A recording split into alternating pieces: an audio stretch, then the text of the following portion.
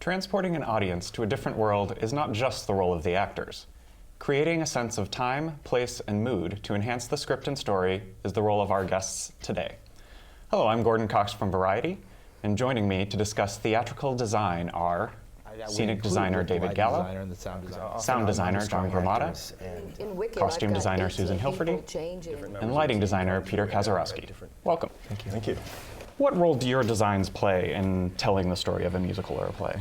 Our roles are about, I think all of us together, about creating a physical world to tell the story. But I also think that's part of our job is that we're all telling the same story, that we find at the beginning what story we're going to tell. But that's how I would describe our role in Yeah, I think that the key thing is finding out what the story it is that you want to tell. And one of the unique things about being a designer is, I think you would all agree, is that we're some of the earliest people that get involved with the production after it's been, you know, if you talk about like a musical, you know, the book has been started and there's these great songs and then the director has been working on it, let's say, and there's some general casting ideas and choices. But I think that people pretty much turn to the design team to really sort of get the ball rolling to help push the whole thing forward, and I think that it's our job to help sort of determine, you know, get from them what is the story that we want to tell, and then, as Susan said, you know, make sure that everybody's kind of on the same page and it's all coming from a unified place. Yeah, every choice is to serve the story, including the music and the sound. How do you elevate the story? How do you take it someplace? How do you deliver it to an audience? Can you tell me a little bit about the process of creating that world that you've talked about? Well, I think it's different each time. I mean, one of the thrilling parts about what we do is that we can tell the same story, whether, let's say, Shakespeare or Hamlet, that we can do a Hamlet 20 different times in our lifetimes, and it actually will be completely different each time. Usually, it's the same story, it'll be the same text, the same script. So we can, when we begin, I think the real guidance for us comes from the director, that the director will be approaching the text, whether or not it's music or written text, in such a way that it's like a door in for us. But I think every time we start a production, it's different. I think the journey is different each time. Every process is different. Every director is different, and also each one of us in the different disciplines is brought in at different times, and we have different experiences with the director and with the project. So it's impossible to summarize, I think, as designers. I would think that, oh, sorry, Peter. Well, I was just going to say it's also impossible to sort of figure the formula because people are busy and different members of the team come to it at different times in the process. David said, I think usually it's the set designer who starts earliest with the director. Yeah, it's funny how that is. I mean, and that's speaking largely on new material, I think. But yeah, you're kind of in a way you're the first sort of therapist to step in and help people sort things out. You know what I mean? They may come to you and say, you know, we have these issues. This is the way that it's written, and you know, how do we sort this out? And so I think it's another role that you're playing is you're buying time for everybody. You know, you're having meetings, and you're getting the ball rolling, and you're doing that, and so you're kind of allowing there to be the beginnings of, I think, you know, what that phase of the process. I guess you're you know, getting all of that started, I guess, when they finally, you know, committed to sort of moving forward, those initial meetings. And as a scenic designer, you're basically handed, you know, a blank page, and you have, you know, let's say you have music, you have the text, you know, you have the score, whatever, and you know, hopefully what theater that you're going to be in, although that seems to be rarely the case, but you know, and then into that you begin, you know, actually making those sort of, you know, actual true decisions. But don't you think that, I mean, we would describe probably the perfect collaboration is when we're all in the room at the beginning.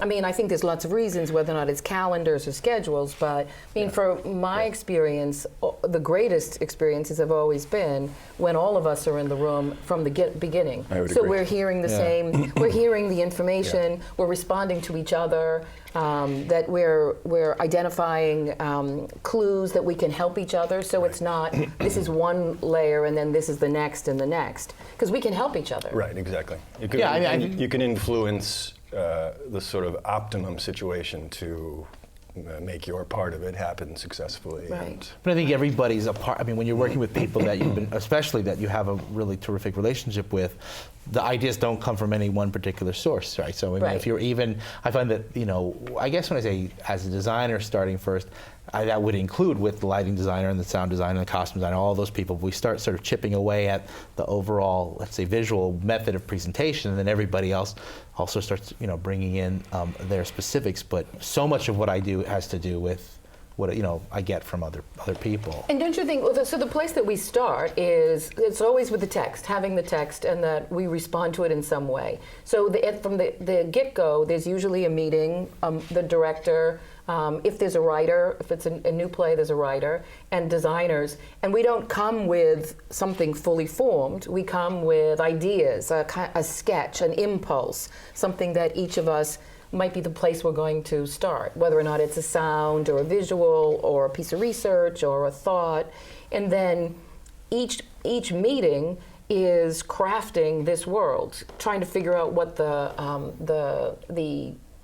whatever it is, whatever the impulse of this particular world might be, we build on it from the very first meeting. And then each meeting bring more things.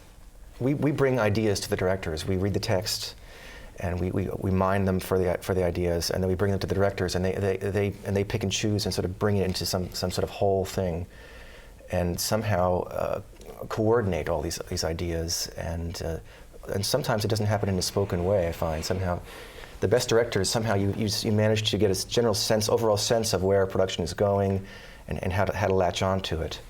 And I spend a lot of time just trying to figure out exactly where, what is this production, what's this concept, what are these people saying, right. And often you don't figure that out until you actually get into the room in tech, or even in previews. But and wouldn't you say that one of the biggest misunderstandings that people have about what we do is the idea that we come to the table with an idea fully formed, that, oh, this is the set, or this is the lighting, but in fact, it's usually a long, very circuitous journey. I mean, how many times have we done whole designs that actually we've worked on, and then it felt like it was wrong, and then to come back again and come back to the beginning? Yeah, and that's not like getting it wrong, I think, and then trying again. I always said the journey to the final destination. It stops at many different points. Right. And so you say, like, you can't really sort of compartmentalize the process, because it's always different. It could be a different pieces of research, different idea, different sound, different reference, different meeting, but each way, and then you may have something that doesn't work and change direction and all that to hopefully end up with a final result that works. Yeah, it would be a lot easier, I suppose, if we did show up at the first meeting with, here it is, I suppose. But that's not really going to happen. But you really have to lock yourself into something at a certain point, much earlier than any of us. It's easier for me to change something once we're. I agree. I was just going to say the same thing. That my process has to be about bringing everything to the theater that we've all talked about up until that point, right. But also build into the rig, build into the possibilities in the theater. A complete left turn, a complete right turn, a complete rethinking. Yeah, it depends on when the primary creation takes place, not the creative process, but the actual creation. And I guess for me, we created earlier, some cases, months ahead of time. But same with, right. I think, Susan, same thing, it has to be made. And there was a famous quote by, I forget even who the great designer was, but all the other, you can change a gel, you can change a sound cue, you can change or dip or dye, a dress, but you can't dye the set. The wall will dye you. It's not something that you have the ability to make too many changes once you get into the theater, which is why it's sort of frustrating being a set designer, I think. But the process is actually probably still. You're not frustrated being a set designer, David. I'm frustrated by everything, so it's all right. But don't you think then the process, though, for us is, even though it happens at different times, is similar? You might even describe it like an actor's process, that you come into the room, kind of a blank slate. You understand what all the different impulses is. You try things, then you come back, and you basically are building a character. Right. So whether or not yours happens, the set happens mostly beforehand, though there's a lot that's happening once we're in the set. Your work happens, you're planning for it, all of the possibilities, but the timing of it happens. It's the same process. You're still building from the beginning once we're in the room. Yeah, that's true. And the same, because I think that the most exciting thing for all of us is that as we're designing, we're in kind of isolation. And it's that moment, the magical moment, when it's all in the theater. So you can actually see what the actors really look like against the set, what the lights can do, what it sounds like, all as a piece. So that's another really important, I mean, there's a lot of decisions that happen at that moment that are probably the most exciting for us. How important is it to know your collaborators well and understand how they work? Well, knowing, I mean, there's sometimes when something just sort of falls into place without knowing them at all. There's certainly a great advantage to a long-standing relationship in case, some cases going back. I'm doing a musical now with Chris Ashley, and I'm afraid to say that we did our first show together over 20 years ago, which is a long time, But also, recently working on like Company and Catered Affair with John Doyle. John Doyle and I were put together through Ed Stern, the producer, thought we would be a good match, and I think we turned out to be. The very first meeting we had a very, very similar perspective on the show, and I think that we'd never met before. It was a fait accompli. We were going to work together, and it just did work out well. So that does fortunately happen sometimes too. It's also very useful for the directors since they know what to expect, and you develop a shorthand working in a certain language. But it's also, I think it's very important for us to be working with new directors all the time. I feel like my work has really improved a lot working with younger directors, and I have opened my mind to a lot of different possibilities and ideas, and also keep a variety of different types of work coming in. But I work probably with 80% of my work is with directors that I've worked with before, and maybe with three or four directors I've worked with constantly. And then every year I have maybe 20% of my shows are with new people. But I think it's to keep that fresh input coming is important. Yeah, I think every time we start working on a production, it's new. Even if we've worked with a director before, we feel like we're starting from the beginning, or we are starting from the beginning. And it's great to have relationships, but all of our relationships, whether or not it's the actors or the stage managers or other designers, it's great to come back to a relationship that you've had before that you can learn new things from, especially if you've changed in that time. But it's also equally exciting, I think, to work with new directors. How do your designs interact with actors, and what do you expect from them? Well, as a costume designer, I'm the one who's we're totally intertwined. I mean, the relationship with the actor is the one of the most thrilling and the most dangerous, because we're actually dealing with the costume designer is actually dealing with their physical being. So I change people. I change people's sense of themselves by whether or not it's through the hair or their clothes or changing their body, or I've changed people's teeth, their eyes, I'm constantly restructuring their molecules. So, and we have the big picture. I mean, when we're collaborating, we're all looking at the big picture together. And seeing how it works, whether or not it's about color and form. At the same time, my relationship is as much about their foot problems and their emotional problems and all of the private things. So it's a rich, kind of thrilling, but you have to really love to work with people, or you could be costume design is not the field for you. It's just. My process is to actually watch a run-through before I go into the show and focus in the theater. And on Tuesday, I focus waiting for Godot. Tomorrow, I go see a run-through in the studio. And so that is where I learn how I can sort of see what the actor is up to, what the director's up to, and how I can possibly support that his choices, her choices. How they look out a window, how they look at their desk of work, how they look slyly at someone. I mean, my job is all about focus and making sure everybody's looking at the right thing. So that really begins I think, the most interesting part of the work to me, just to sort of see what kind of decisions everybody else is making up until that point and how I can best support those decisions, maybe illuminate them another way, and then I go into the theater and I start to focus the lights accordingly to match those aspirations. Do you interact with the actors during tech at all? Do you ever feel have any connection to them?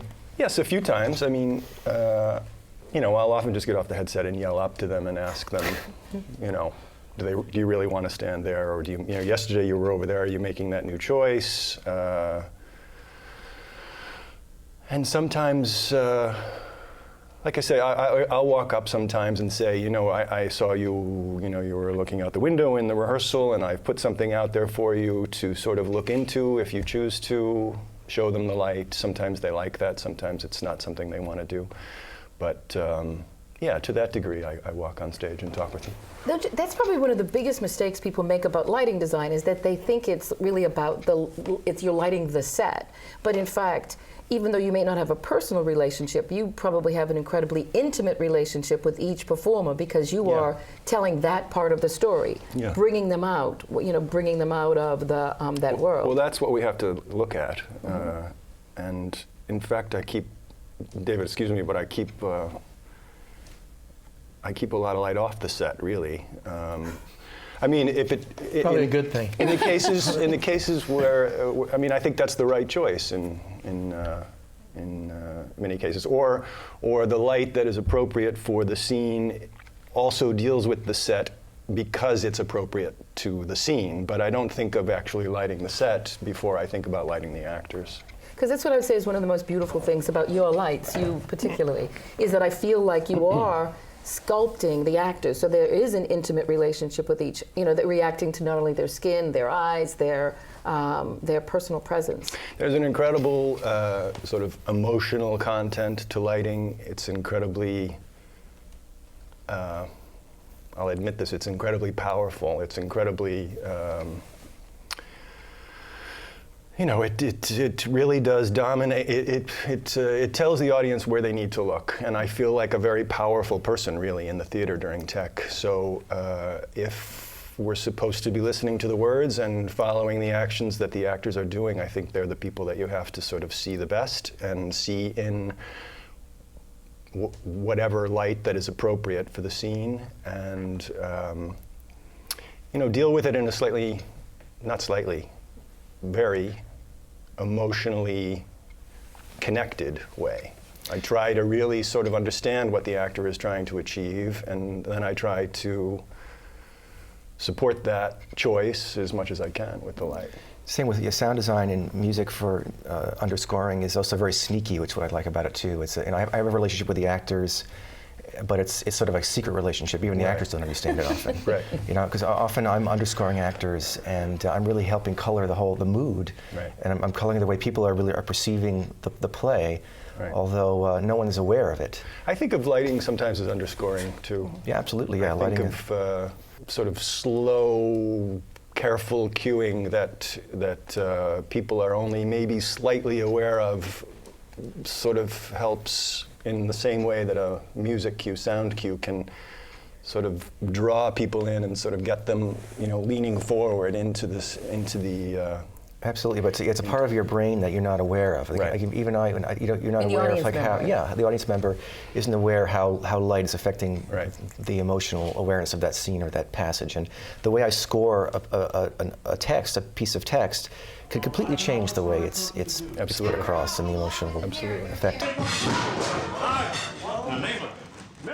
think the lighting designer and the sound designer have such an intimate relationship, because it is a kind of underscoring that you have that you work together the most. Well, you're really setting up the pacing of the transitions and the general the fluidity of the whole production is something that we have to coordinate together with the director. Right. Is that frustrating at all? Because it is easier for an audience member to pick out what the set looked like and what costumes look like, whereas I think it's far harder to identify what a lighting designer or a sound designer does. It's moderately frustrating sometimes to not have your work necessarily be able to be talked about, to be described, to be noted in some way, but I know in my heart what it does, and that's frankly all that really matters. It also makes it easier to fly under the radar when it shows a big bomb. Whereas the scenery is just out there, and it's sitting there.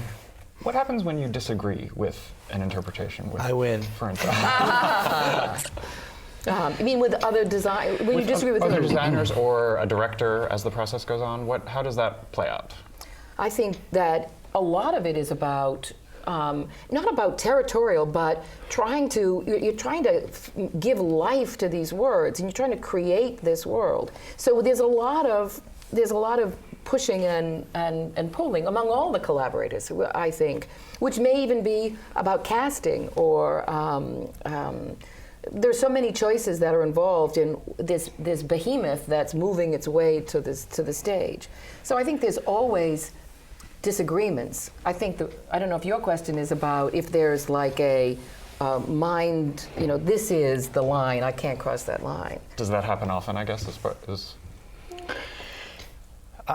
The way I try to do my life is all about providing choices anyway, so when I get to a theater, I try to offer the first thing that I think is appropriate, that I responded to in the rehearsal hall in the way I think it should look. If there are other people who feel differently, directors, other designers, I'm used to providing that option, or at least take the time. It's because what I do is actually I can put together rather quickly, so I can show them options. I don't think any designer is really in the business or should be in the business of saying no to a director or to other colleagues, but well, it should be a situation where you can say, yes, look, I can do that, but look what happens when I do that. Do we really want that? And hopefully we can all reach a kind of consensus that it's Yeah, I think that through the process, especially when you get into theater things here and there, disagreement with a director is certainly understandable, but for fundamental choices or anything that actually helps shaping the production, a disagreement early on doesn't really make a lot of sense, because I think, we're not there to do my idea of what this show should be necessarily. We're there to help tell the story the way that the person who has written it and the person who's directing it and the major sort of artistic figurehead, what is that they're trying to do with it. Do you know what I mean? I guess I'm speaking largely hypothetical because I never run into a complete, like, I don't think it should be that, well, I do. Because usually I can go there. And what is always so interesting is when they like, for a third story, which I just recently did, a little production of Downtown, I had no idea what I wanted to do with it, and then I did bring forward some ideas, and I was told by the, Charles Bush and by Carl Andrus, this is what we're interested in, and it caused a complete reversal on my thought. I went in that direction, and I think the results turned out to be what everybody ultimately wanted.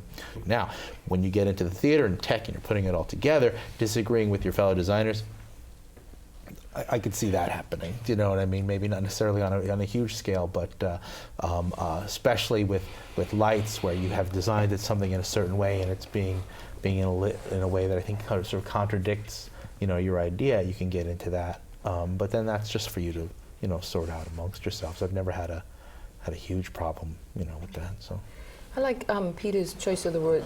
You saying the word choices is that we provide choices, because they're choices for ourselves as much as for the other people that we're working with. I would say my biggest regrets have to do where I feel like I've compromised an idea too much, that I've not found the right way to make it clear why this was a better idea. And so you take that on yourself. Well, that's part of our, you can't just say this is right and Right. storm off. But there are specific moments that I, of course we have records of them. You have a photograph and go, ooh, I should have. I know I should have. If I had somehow find a better way to explain that.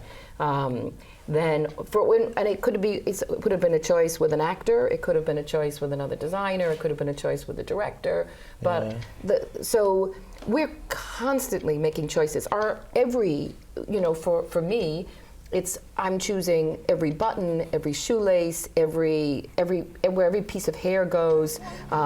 Is it this length? Is it this length? So all of us our lives are about making thousands and thousands of choices daily. And there's a rather narrow window in which those choices can be made. So if you get past the point where there's no more staff or the tech period is over and you've right. You've run out of time, you have to live with what you've done. Mm-hmm. Yeah. And sometimes it's fondly remembered, and sometimes it's what if, or I wish I had, or... What are some of the logistical challenges that you confront? You mentioned a little bit about time and so. Some of my biggest challenges are sort of working with a set designer early enough on in the process so that I can influence the ground plan and carve out enough space for me to put gear where I can achieve the things that the set designer and the director are hoping to see. So that's just the sort of physical challenge of what I do, making sure that I have laid out a rig where all of the things that everybody's expecting to see on stage are actually accomplishable. So, I mean, time and money are always the big, either you could say the great equalizers or the great challenges. I mean, I think everything that we do has logistical challenges, whether or not it's about science or, and you know, frankly, sometimes having as much money as you need or as much time as you need still doesn't solve all of the questions, the logistical questions. Because a lot of it has to do with, one of the great things about what we do as well is that we work with other people. We don't work in isolation. We work with great artisans who are either making the clothes or painting or building the scenery or helping us, you know, working with us in some way.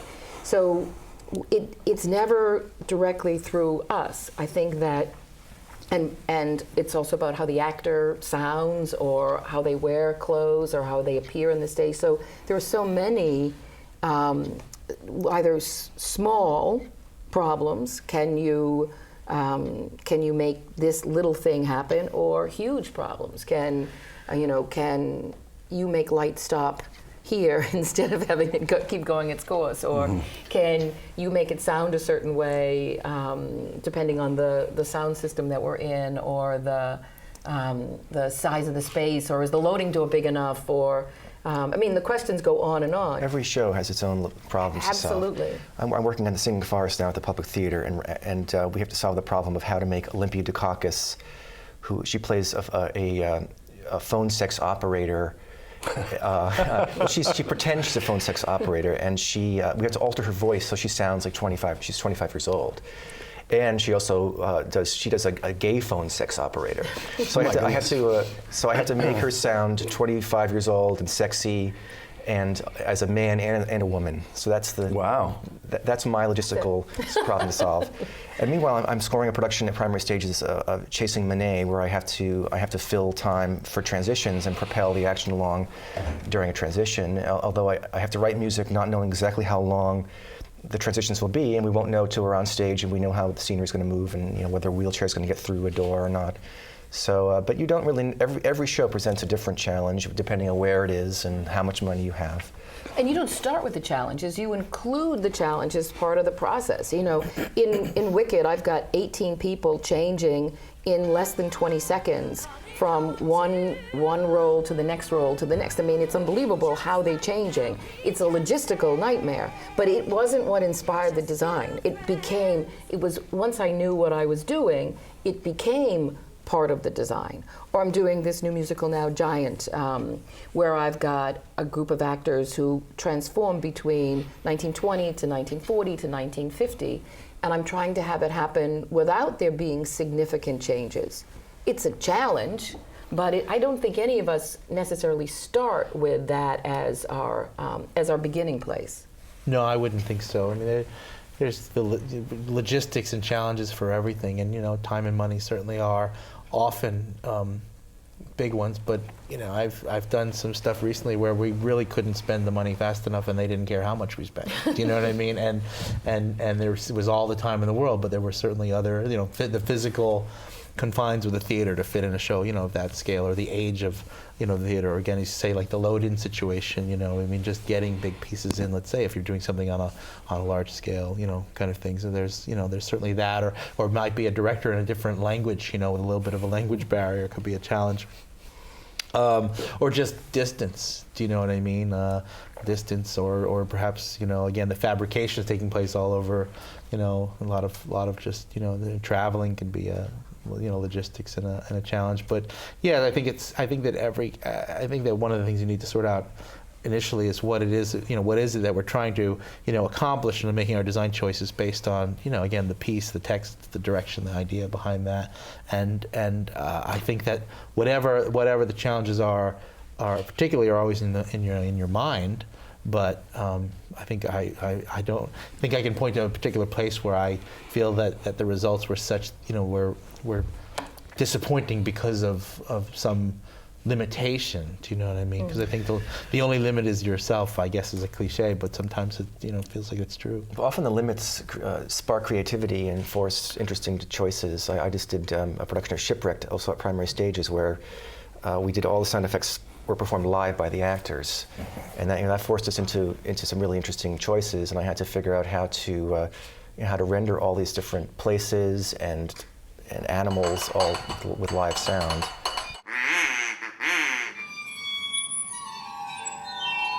Volcano rumbles, obligatory ship bells.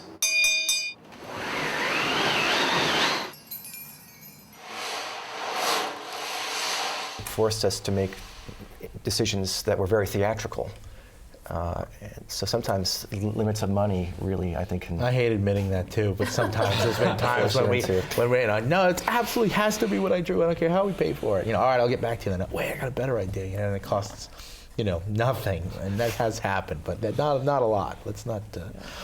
I would say that for me, the biggest, or as I said, it's a costume design is one of the, you were just talking about it, which is having things made all in different places. So I go into a costume fitting with an actor who I'm trying to transform, and the first step is I'm looking at something in muslin, which is not even the right fabric, so I'm trying to establish proportion, but I don't have the shoes, I don't have the wig, I don't have the hat, I don't have all of the pieces that I need to, so I'm having to mentally fill it in for every single, even if there's 200 costumes, I'm filling it in constantly.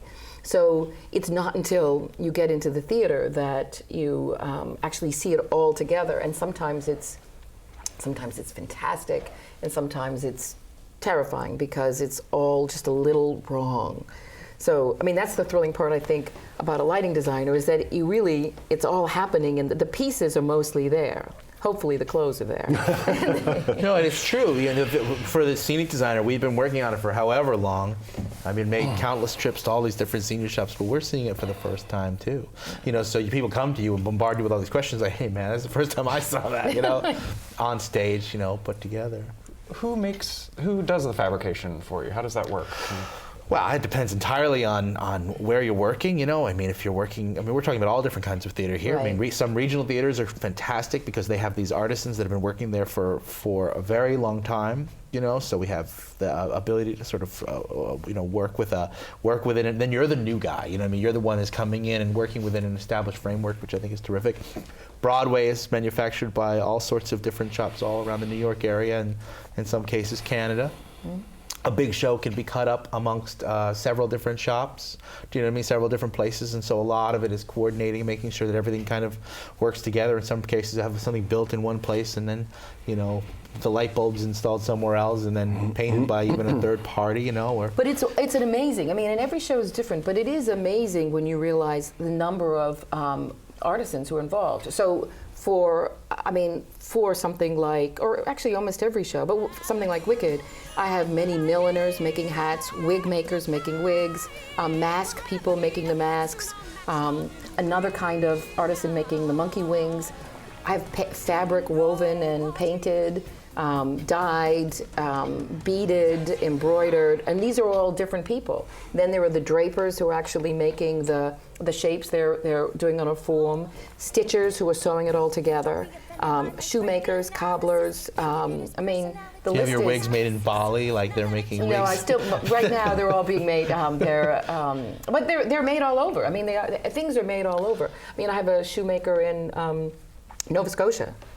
But I think that when you actually go through the list and realize what people are doing, a lot of what we do for the set designer and the costume designer is the oldest craft in the world.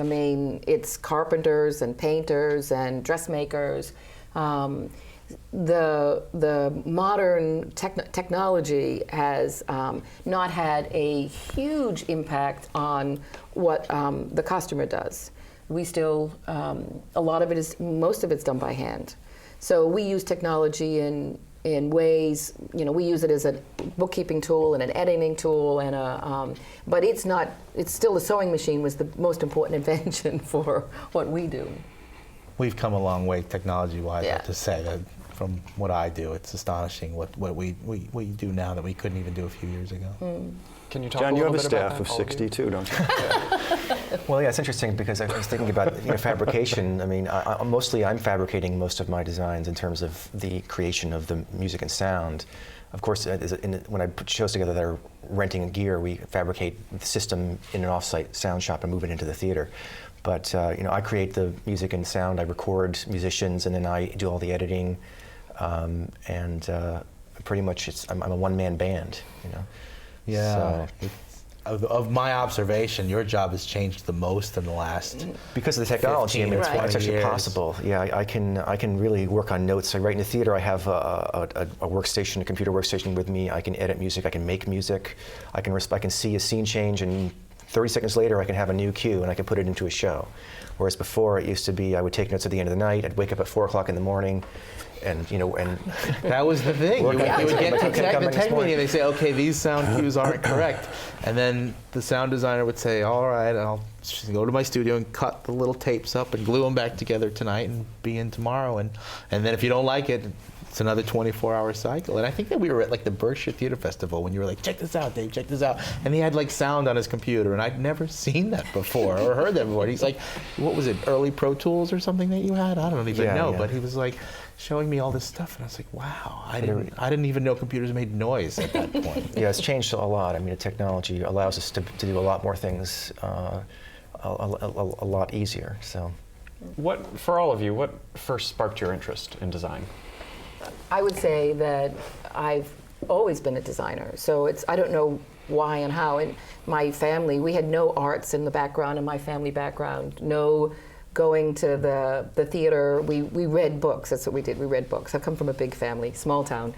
But I was always interested in the arts. I was always drawing and making my own clothes and making theater. I was an actress, so I would describe it as a calling that I never thought it's what I've always done in one shape or form. Theater became specific, but I think I'd probably be designing, in some form, whether or not it's clothes or toothpicks, if I wasn't in the theater. this is where I fit in. This is where I was able to combine my interest in music and in theater. I was an actor in high school, and I always wrote music, and somehow sound design allowed me to combine those things. So I loved the theater life and theater people, and somehow it just managed to happen that way.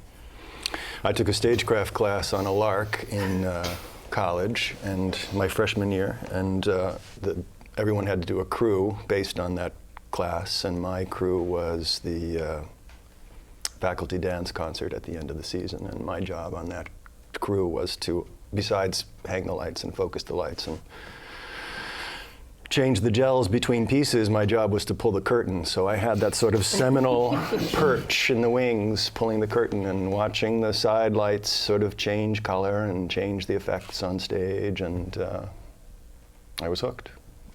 I had a great interest in doing film originally, not necessarily designed for film, but I just loved the idea of making a film. I loved the idea of the make-believe world of movies and stuff like that, and I was a huge fan of, I was exactly the perfect age when Star Wars came out, and that was a fascinating movie to me, and I was just sort of the ultimate sort of 10-year-old Star Wars fan, and Raiders of the Lost Ark and all these terrific films that to me were the sort of epitome of creating alternative worlds. And I thought that was sort of a film director job, but one of the things that Lucas, having such an interest in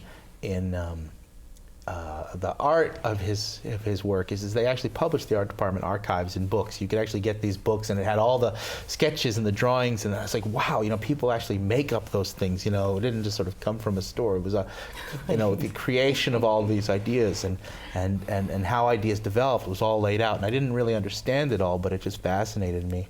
that a person could take from different research ideas and create something sort of unique and so wonderful, and ultimately that had no real function. It was just it was a design idea, and then got interested in theater because you can't really make movies so much when you're 14 or 15 years old, and so I started doing the next best thing, which was working on the theater, and working in the theater stuff, and that was even more interesting to me because it was just so much more immediate. It was right there on stage, and rather than something that was done for a camera, it was done, for a live audience. And the idea of musical theater, which hadn't really occurred to me too much, just suddenly started seeming like a very exciting thing, and I pursued it. I actually have on my studio wall a letter that I wrote to my grandmother, thanking her for giving me $1, and it says, "I joined a new club at school. And I'm learning how to make scenes and do special effects for The Wizard of Oz," which I guess was the music we were doing. So I have it on the wall at the office. I guess that was the moment. If I'd gotten around to dating it, I could point to the exact moment, I guess, that I got involved in the theater. But did you all receive formal training for what you do, or? I'm going to say formal. I do have a high school diploma. I have no formal training for what I did. There really weren't sound design programs. I studied a little bit of music, but my degree's in public policy from Duke. And when I was at Duke, as a 22-year-old, I was writing incidental music for plays there. And Manny Eisenberg brought in a pre-Broadway tryout of Volante's Journey into Night with Jack Lemmon and Kevin Spacey. And I happened to be on campus. 86? 86, yeah. I saw it. Nice job. I never got to tell you. Well, yeah, they didn't think that they needed music for the transitions, and someone told them I was working on campus, and they actually asked me to write the music for the transition. So I met with Jonathan Miller. He hummed some music he wanted, and I went off. I was doing an independent study on a synthesizer then, and I composed the music overnight, brought it to them. And as a 22-year-old, I had music on Broadway. Wow. So that was, and then the path was laid out for me. And then the first show I did when I got to New York was Frankie and Johnny and Claire de Lune. So I had some lucky breaks really early on. But I didn't study, and I'm not sure I would have benefited from having studied, although I have an undergraduate degree in theater. Ultimately, that stagecraft class led to an undergraduate degree. But I learned mostly here, I think, in New York. I had a good teacher in school whose love was lighting, and he left after my second year of school and came here to work at a place called Dance Theater Workshop on 19th Street, where I came every opportunity I had in my last 2 years of school to do whatever, clean the bathrooms, change the gels, run the light board. And when I graduated 2 years later, he was ready to move on, and they actually asked me if I wanted to replace him. So I moved to New York miraculously with a job in my future. And so for 2 years, I sort of cut my teeth on lighting modern dance companies. And then I started the whole assisting thing, working with, I didn't get a chance to work with Theron, unfortunately, but I worked with Tom Skelton and some other I assisted Tom Skelton. titans of the lighting world, and that's where I learned mostly. Yeah, I had I did my graduate work at Yale. I got an MFA from Yale, and I'm the chair of the design program at NYU at the Tisch School of the Arts. But I really believe that the graduate training is not so much about a training, that I think it's important that the designers have experiences, have life experiences, that they've had those kinds of experiences working for people, with people, and that the graduate moment is about you having a kind of private time, that you having the time to bring all of your different thoughts, then you have time to actually develop a process.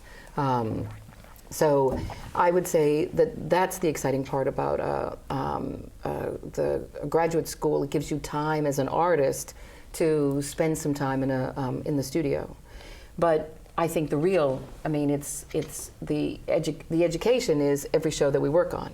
The beauty of what we do, that's why it is a hell of a life, is that the beauty of what we do is every time we have new experiences. Even if you went around and talked what we were doing right now, each of us are basically traveling around in our head, in our minds, are traveling back in time, we're traveling forward in time, where we get to have conversations with Shakespeare and Mozart, and so the education is constant. Every show you're looking at the world in a different way, whether or not it's South Africa to ancient Rome to Frankie and Johnny at the Claire de Lune. It's an education. Totally. And what other disciplines and bodies of knowledge do you draw on for your designs? Everything. Everything. Yeah. Everything. I mean, we'll probably all take back what happened in this room. Anything that happened in this room is fodder for our work. So whether or not it be the way it feels or the way it looks or a thought. So I think that's the kind of, the way we look at the world probably depends on what show we're working at. Because you're constantly looking for research. Everything now has a relationship to the work that you're doing. So it could be, literally anything. It could be the color of the table that, something comes back to us later on, or the way somebody sits, or the way somebody nods their head, or, don't you use everything?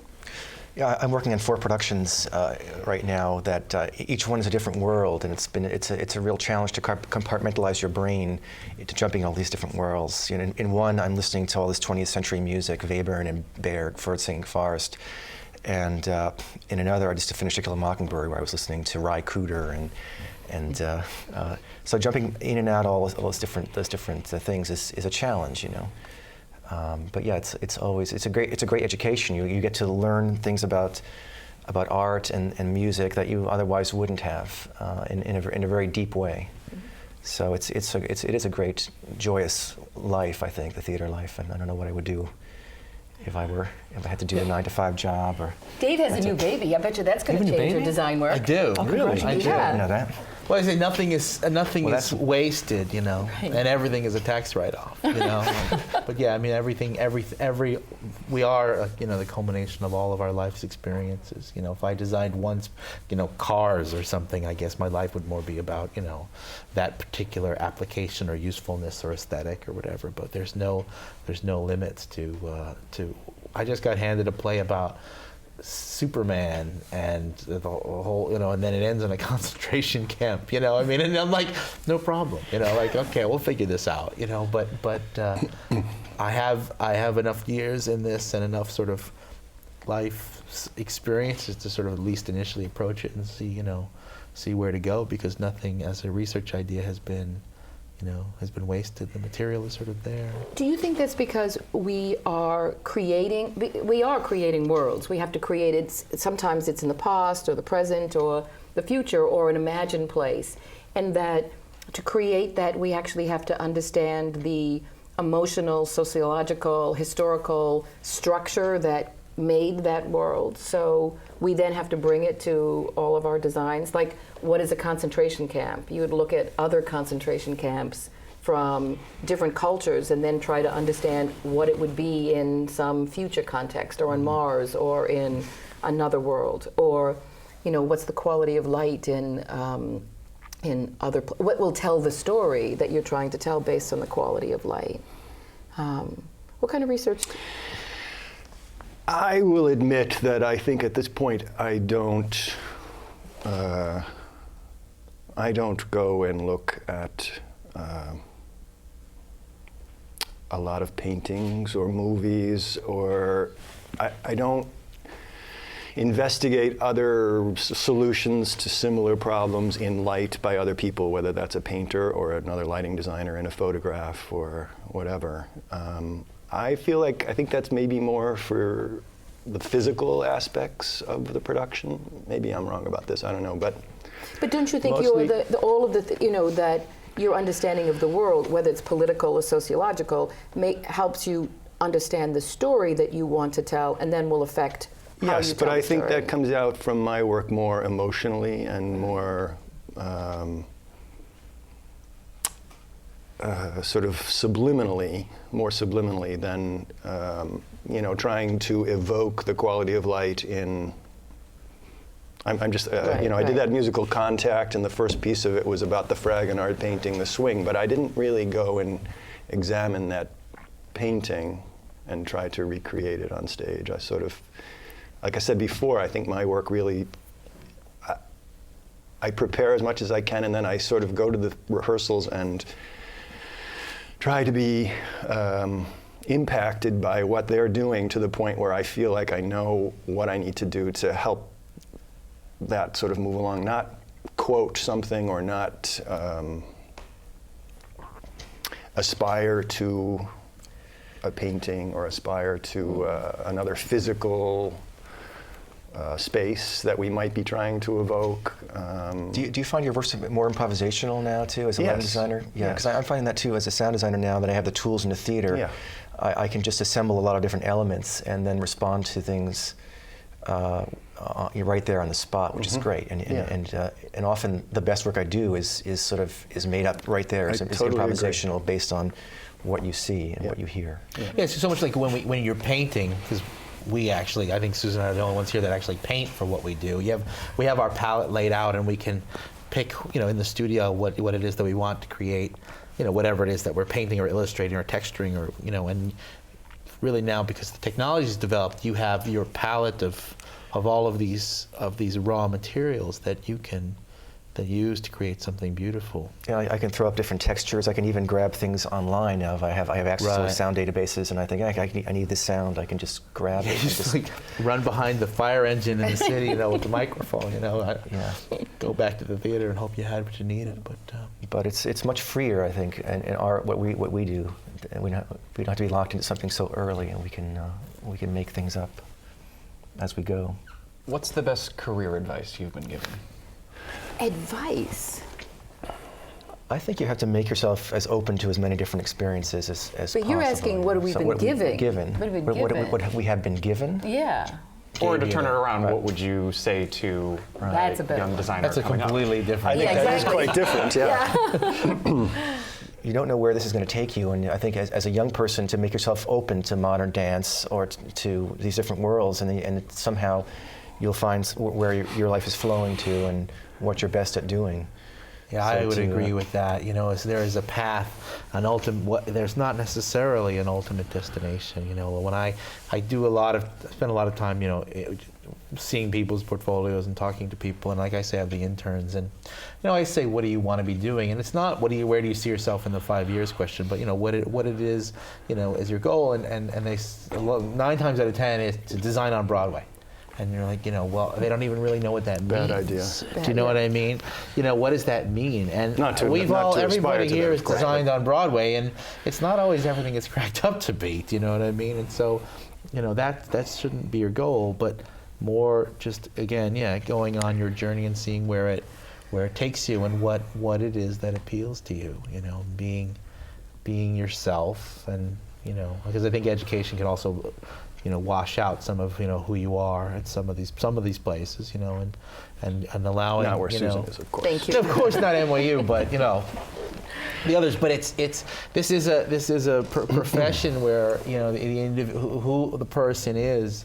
And what they create. So much of it has to do with what's in their heart and what's in their head. You can only learn so much. You talked about formal education. You can't learn how to design lights or costumes or scenery or sound. You just can't.